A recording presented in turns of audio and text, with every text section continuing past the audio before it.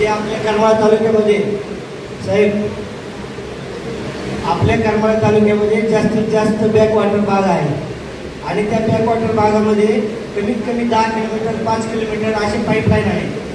तर आता सध्या जे आहे ते DPSO खर्चाने घेण्याचे जे परमिशन आहे ते बंद आहेत आपले. तर आपण जे आहे तो आता सध्या सोलरवर लोकांना घेण्यासाठी आग्रह करतो.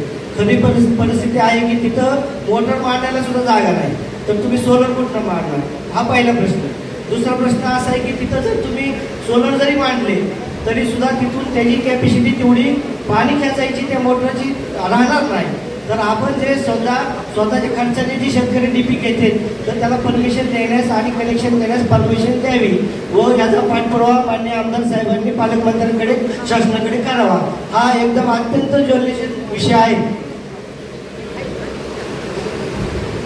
गुरुसाहेब, आपण मांडलेला विषय हा जवळपास बऱ्याच लोकांच्या संबंधित आहे. बऱ्याच लोकांचा जिव्हाळ्याचा प्रश्न आहे. त्यासाठी आम्ही आमदार साहेबांसोबत एक मीटिंग लावून याबद्दल चर्चा केलेली आहे.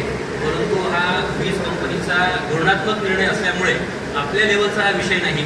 त्यासाठी आपल्याला वरिष्ठ कार्यालयामध्ये हेड ऑफिसपर्यंत पाठपुरावा करायचा आहे. त्यासाठी माननीय आमदार साहेबांनी मदत ऑलरेडी चालू केलेली आहे.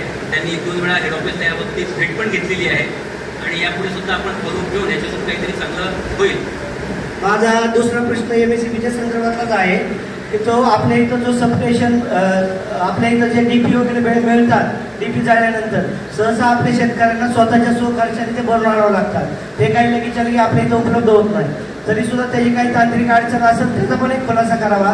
आणि दुसरी गोष्ट, आपल्या जेऊरमध्ये आपले हॉलचं बांधकाम झालेलं आहे की आपल्या इथं त्यांचे DP अवेलेबल राहावे की बाबा जेणेकरून आपल्याला DP जर जळाला तर तत्काळ आपल्या इथं तालुक्यात सेंटरमधून आपण तो DP उपलब्ध करावा आणि शेतकऱ्यांनी घेऊन जावा. त्या संदर्भात बरेच दिवसापूर्वी तिथे हॉल आहे पण तो रिकामाच आहे. त्याच्यामध्ये ट्रान्सफॉर्मर अजून तिथं काय ठेवलेला नाही. तो हॉलचं उद्घाटन झालंय का नाही माहीत नाही, पण तिथं कधी ट्रान्सफॉर्मर ठेवले जातील आणि शेतकऱ्यांना तिथून सेवा कधी मिळेल याचा आपण खुलासा करावा. DP करमाळ्यामधून मिळण्यासाठी आपलं जे सध्या पूर्ण महाराष्ट्रामध्ये जे स्ट्रक्चर आहे महावितरणचं, त्याच्यामध्ये ह्या डिव्हिजन ऑफिसमध्ये एक वेगळं सबडिव्हिजन असते, मेंटेनन्स सबडिव्हिजन. त्यांच्या अंतर्गत DP दुरुस्ती, DP देखभाल, DP वाटप आणि त्याच्यावर संबंधित जे काही अडचणी असतील प्रोक्युरमेंटच्या त्या सगळ्या सॉल्व्ह करण्याची जबाबदारी असते. तर आपल्या इथे सुद्धा ही सगळी जबाबदारी बार्शी डिव्हिजनमध्ये जे मेंटेनन्स विभाग आहे ते पार पडत आहे. त्याच्यामुळे आपल्याला तिथून DP मिळतात. आपल्याच जो आता मागणी आहे की ती करमाळ्यामध्ये उपलब्ध व्हावी, तर त्यासाठी आपण योग्य तो आवश्यक पाठपुरावा करू.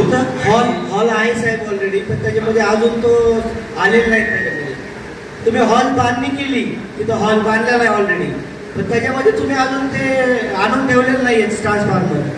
नाही, त्याचा तो जो जेऊर इथं जो ट्रान्सफॉर्मर भवन जो आबांचा जिव्हाळ्याचा विषय आहे, तो ट्रान्सफॉर्मर भवनाचं काम अर्धवट स्थितीत आहे. त्याच्या संबंधात आपला पाठपुरावा स्थापत्य विभाग आणि वरिष्ठ कार्यालयावर चालू आहे. आबांनी पण आत्ताच गेल्या काही दिवसाखाली त्या ट्रान्सफॉर्मर भवनासाठी अजून एक पत्र दिलेलं आहे. तर ते आबाच्या मार्गदर्शनाखाली आम्ही तो पाठपुरावा करून त्याच्यात जसं यश मिळेलच आपल्याला असं प्रयत्न करू. किती दिवसात होईल काही चालेल? हे सगळं मुख्य कार्यालय म्हणजे प्रकाशगड बांद्र्यापासून मंजुरीचं काम आहे. तर त्याच्यात म्हणजे हे आमसभा आहे आणि इथं दिलेलं उत्तर गांभीर्याचं असतं. त्याच्यामुळे नक्की तारीख नाही न सांगता न येणार. आपण प्रयत्न करू. आबा स्वतः त्याच्यात जातीने लक्ष घालत नाही एवढं मी सांगू शकतो. ठीक आहे. संजय सुभाष परतडे, या ठिकाणी मला एक सूचना आलेली आहे माझ्याकडं की 21 मार्च 2016 वैभव विलास बर्डे यांचे DP मंजूर झाला 16 HP. परंतु प्रत्यक्षात वैभव विलास बर्डे यांचा सेटअप बसवलेला नसून देखील वैभव यांचे नावे जवळजवळ मला वाटतं 1,06,800 रुपये लाईट बिल दाखवत आहे. तर या गोष्टीला जबाबदार कोण आहे ह्या गोष्टीचा जरा खुलासा करा. कोणाकडे रायगाव सर, याची पूर्ण चौकशी करून याचा अहवाल आपल्याकडे सादर करता येईल. सर, याचा पूर्ण चौकशी करून याच्यामध्ये जे जबाबदार असतील त्यांच्यावर आवश्यक कारवाई करू. मला 2018 किती मंजूर झालेलं आहे?